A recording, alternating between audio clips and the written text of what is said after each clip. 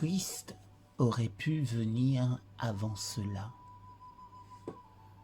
Seigneur, restaureras-tu maintenant le royaume d'Israël? Acte chapitre 1er, verset 6.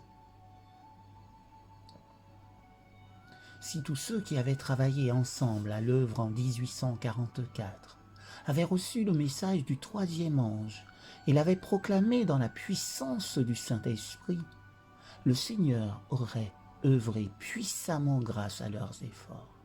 Un flot de lumière aurait été répandu sur le monde. Il y a des années, les habitants de la terre auraient été avertis, le travail final achevé, et Christ serait venu pour la rédemption de son peuple. Ce n'était pas la volonté de Dieu qu'Israël ait à 40 ans dans le désert. Il désirait les conduire directement au pays de Canaan et les y établir. Un peuple saint et heureux. Mais ils ne pouvaient pas entrer à cause de l'incrédulité. Hébreux chapitre 3, verset 19. À cause de leur régression et de leur apostasie, ils ont péri dans le désert, et d'autres ont été ressuscités pour entrer dans la terre promise. De la même manière, ce n'était pas la volonté de Dieu que la venue de Christ soit si longtemps retardée et que son peuple reste tant d'années dans ce monde de péché et de douleur. Mais l'incrédulité les sépara de Dieu.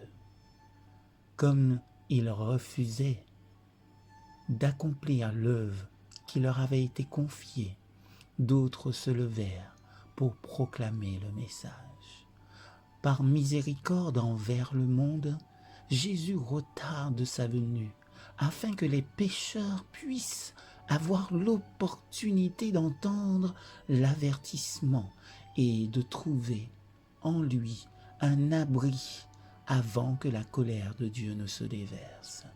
Aujourd'hui, comme dans les siècles passés, la présentation d'une vérité qui réprouve les péchés et les erreurs du temps excitera l'opposition. Quiconque fait le mal déteste la lumière, ni ne vient à la lumière de peur que ses actes ne soient réprouvés. Jean chapitre 3, verset 20. Comme les gens voient qu'ils ne peuvent pas maintenir leur position par les Écritures, beaucoup décident de la maintenir à tous les risques et avec un esprit malveillant. Ils attaquent le caractère et les motifs de ceux qui défendent une vérité impopulaire. C'est la même politique qui a été poursuivie à toutes les époques. Elle a été déclarée être un troubleur en Israël, Jérémie un traître, Paul un pollueur du temple. Depuis ce jour, ceux qui seraient fidèles à la vérité ont été dénoncés comme des séditieux, hérétiques ou schismatiques.